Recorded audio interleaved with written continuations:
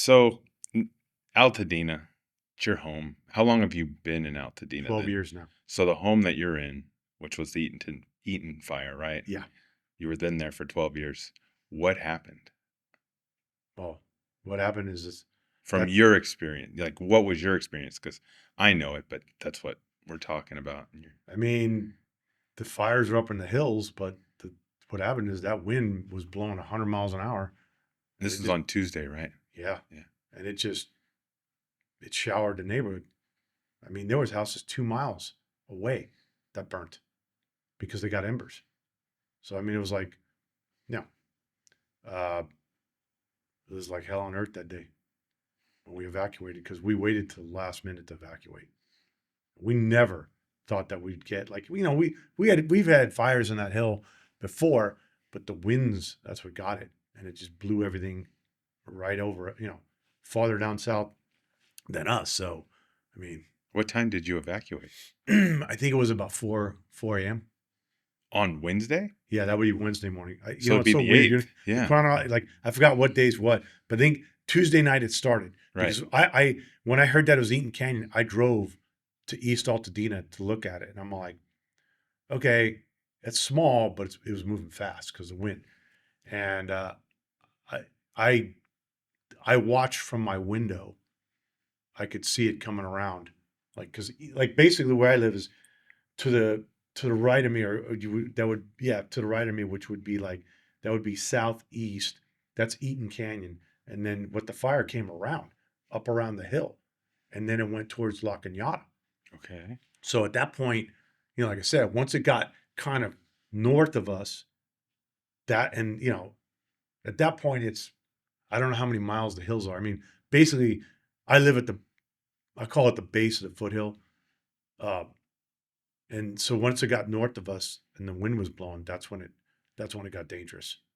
And like I said, it's not like the fire itself came to the edge of my house. Mm-hmm. Like my brother lives in South Corona, and literally the fire in South Corona burnt to his fence because he's up against like the wilderness.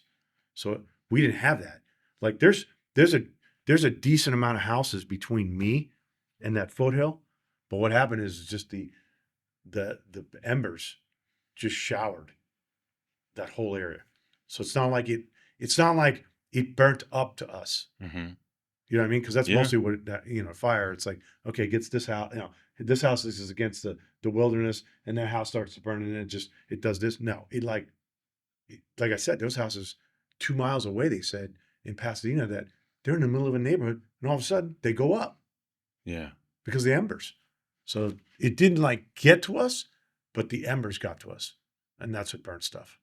That's what started. Then I'm sure starts one house, next house, next.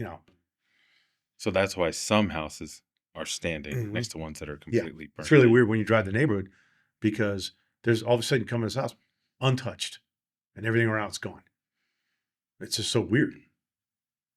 Damn. Yeah. So who was putting it all out? Huh.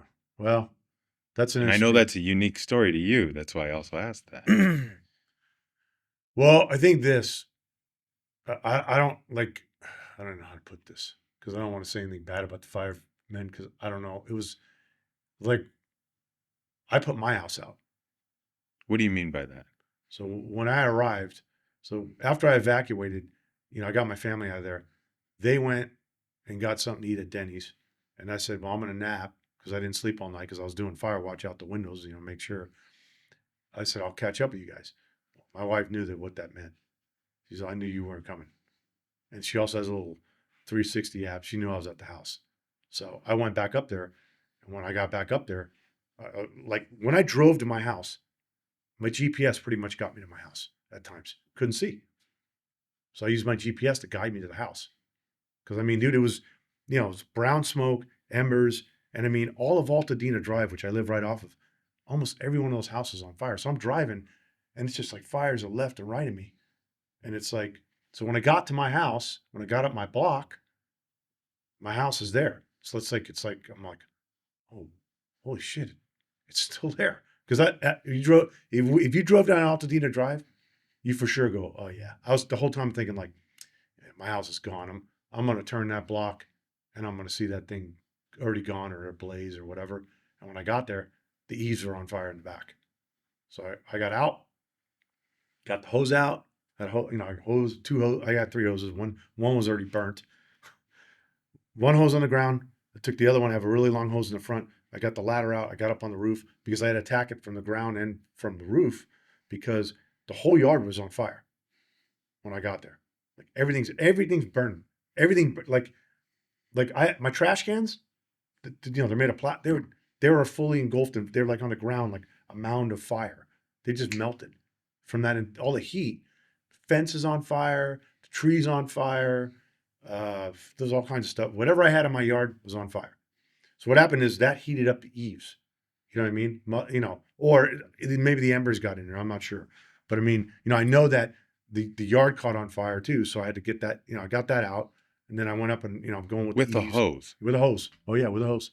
So. And you had water pressure. Still had water pressure at that point. So, yeah.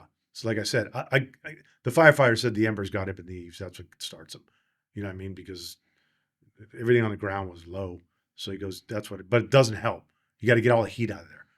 So, so I went up on top and, I sprayed everything down and, and this stuff on the bottom, spraying from the top and bottom.